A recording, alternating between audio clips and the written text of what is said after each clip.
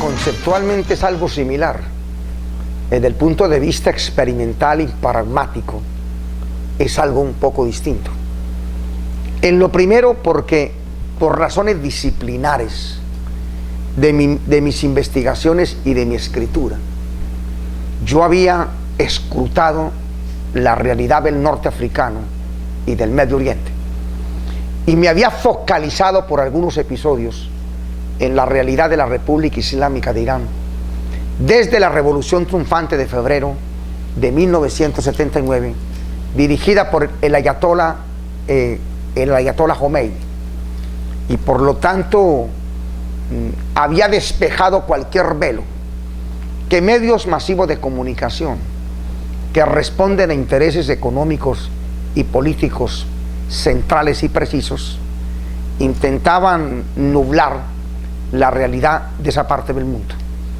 El hecho de que yo asuma cátedras de geopolítica mundial, que escriba libros sobre el orden político mundial, me obligaban a acercarme, como le digo, de profundis en investigaciones a esa realidad. Pero desde el punto de vista del testimonio, que es cuando uno viaja, cuando uno tea, ve, atalaya, examina, conversa, pregunta, interroga, escucha, vive, observa el entramado en la calle y en las reuniones, por supuesto que vengo con una percepción reforzada y me encuentro con que es posiblemente la sociedad más espiritual que yo haya visto en mi vida. Segundo lugar, me refuerza la idea de Osvaldo Spengler en el viejo texto del 70, en un libro titulado La decadencia de Occidente, que entramos a observar el menoscabo de Occidente. La civilización occidental, basada en el hedonismo, en el fetiche del dólar o del euro, en el alma salvaje de los mercados abiertos, en la adquisición exclusiva de bienes materiales y en el desprecio de todo aquello que no sea tangible, de todo aquello que sea simbólico.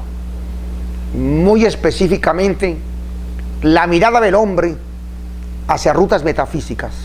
Todo eso, menoscabo de Occidente, volvió a ser reforzado en mi criterio por el testimonio, contra una sociedad que me pareció profundamente espiritual. Yo vi en la República Islámica cómo la población, de manera indiscriminada, hombres, mujeres, niños, ancianos, gente de todas las especies, de todos los estratos, de todas las culturas, de todas las nociones conceptuales, tenían una bellísima relación con el supremo arquitecto del mundo. Y por lo menos en lo que yo observé durante 3 meses clásicas, levantaban oraciones con mucha fe, de manera muy fehaciente, en la dirección a la Meca, hacia el hacedor de las cosas y hacia el constructor del universo. Vi una sociedad feliz, una sociedad con comportamientos éticos, y una sociedad con desniveles económicos, sin encontrar limosneros en las calles y sin encontrar las demandas que uno observa en sociedades tan inequitativas como la nuestra. Porque una sociedad puede tener desigualdades y no estar polarizada equitativamente. Ese es un contraste que yo observo entre la realidad iraní y la realidad nuestra, de un pueblo orgulloso de su pasado. Nosotros no somos una nación orgullosa de nuestra historia. Nosotros no realzamos el pasado precolombino. Nadie aquí reclama a los ancestros de los muiscas, o de los taironas, o de los pijaos, o de los enúes. Allá esa población reclama el pasado de Ciro, de Jerjes, de Darío, del gran rey, de las viejas culturas. Nosotros no reclamamos la autonomía o la independencia para tener un desarrollo nuestro propio, genuino, peculiar. Allá la sociedad iraní lo reclama, lo busca, lo lucha y lo consigue. Y por lo tanto tú ves en el Museo de las Ciencias y de la Tecnología los 4 satélites que fueron enviados al espacio con tecnología exclusivamente iraní, montados por los ingenieros iraníes, trabajados por químicos, físicos, matemáticos iraníes. Ese orgullo de ese pueblo por lo que es, su principio de identidad, particularmente me sedujo. Vi una sociedad muy segura, en donde se pueden hacer transacciones comerciales y monetarias a plena luz del día o de la noche, sin el temor de uno ser específico, particularmente asaltado. Vi una sociedad de gente querendona, cariñosa, dulce. Yo vi ternura en la expresión de los iraníes, hombres y mujeres. Es esa experiencia, esa parte empírica, pragmática, la que me permitió a mí reforzar los conceptos previos con los que yo visité por su invitación a la República Islámica de Irán.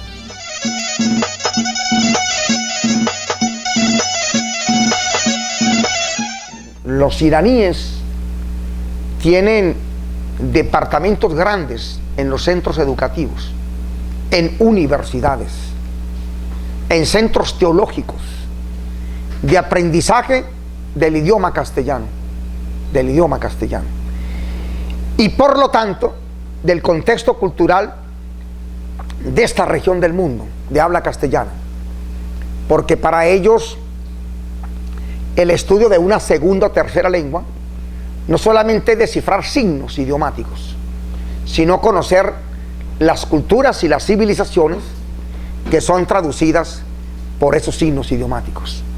Irán siente una cada vez mayor preocupación sobre América Latina, y una explicación gráfica de eso es que ellos tienen legaciones diplomáticas en estos países, y no todos estos países tienen legaciones diplomáticas en Irán.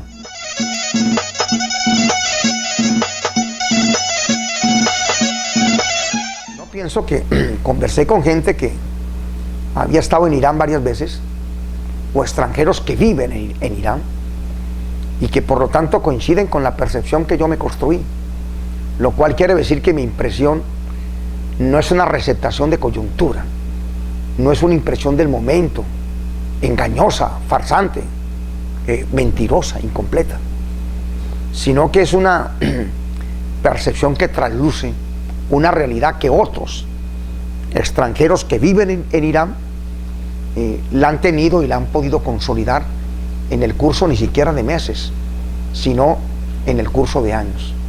Y esos extranjeros se sorprenden de cómo la realidad mediática contada en otros lugares del mundo es tan distinta a la realidad, digámoslo así, veraz, que uno siente cuando pasa, cuando mora o cuando habita en la República Islámica.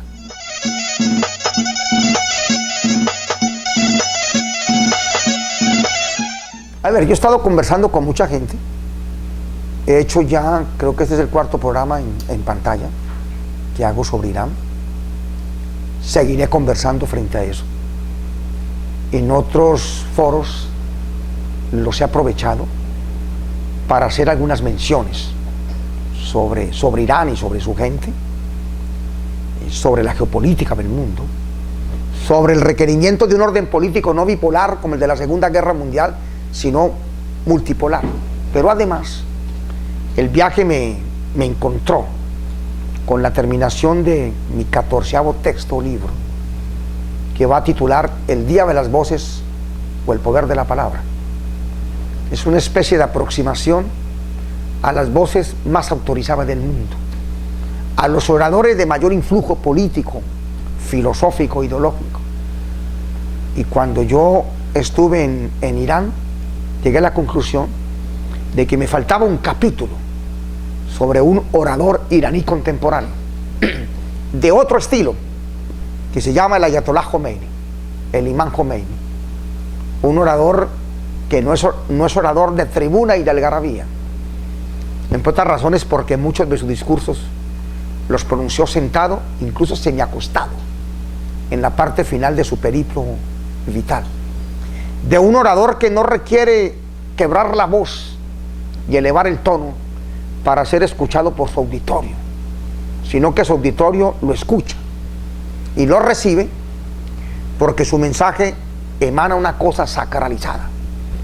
Yo lo he escrito, parece un Moisés sacado del Viejo Testamento, de un orador cuyo liderazgo lo ejerce no porque grite, sino porque alecciona, porque enseña, porque sugiere y porque conduce, que no es el conductor de momentos, de ratos, sino que es un pastor de hombres. Entonces yo, en unas 10 páginas, he insertado ese nuevo capítulo en el libro. Afortunadamente recomendé a la editorial que lo está trabajando que parasen un poquito cualquier producción para meter ese capítulo. Allí, de una manera u otra, va a quedar cristalizada parte de mis conclusiones sobre la visita a la República Islámica, pero en términos no de mi experiencia coloquial, sino en términos ontológicos, de ese ser social que yo me ubiqué en esa otra parte del planeta.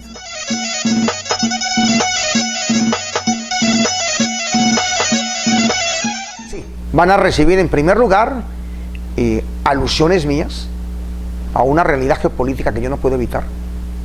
Segundo, alusiones mías a esa espiritualidad que capté, porque es que las universidades no solamente están destinadas a formar excelentes profesionales, sino también ciudadanos completos y personas con una profunda dimensión humana.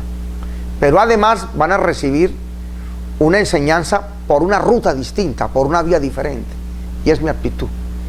Mi aptitud ya no será la misma para mí antes del viaje a Irán y después de mi regreso de la República Islámica, porque ese viaje me enseñó muchas cosas. Me mejoró mi lógica de relaciones, me ha permitido empezar a insinuar una posible biografía comparada entre Maximiliano Robespierre, el supremo sacerdote de la revolución jacobina de 1789, y el Ayatollah Khomeini, el líder espiritual de la revolución islámica de 1979. Son 2 siglos de diferencia. Curiosamente, la primera es una revolución hecha básicamente en París, y digo curiosamente porque el Ayatollah Khomeini pasa su último exilio en París, en la llamada capital mental del mundo, y es desde París que él regresa a Teherán para ser recibido por 5 millones de personas, provocando las escenas pacíficas de la calle con las que se consigue a los días siguientes el derrocamiento del Shah de Irán y de la infame dinastía Pahlavi, que dominó con mano de guerra las últimas décadas de la nación iraní.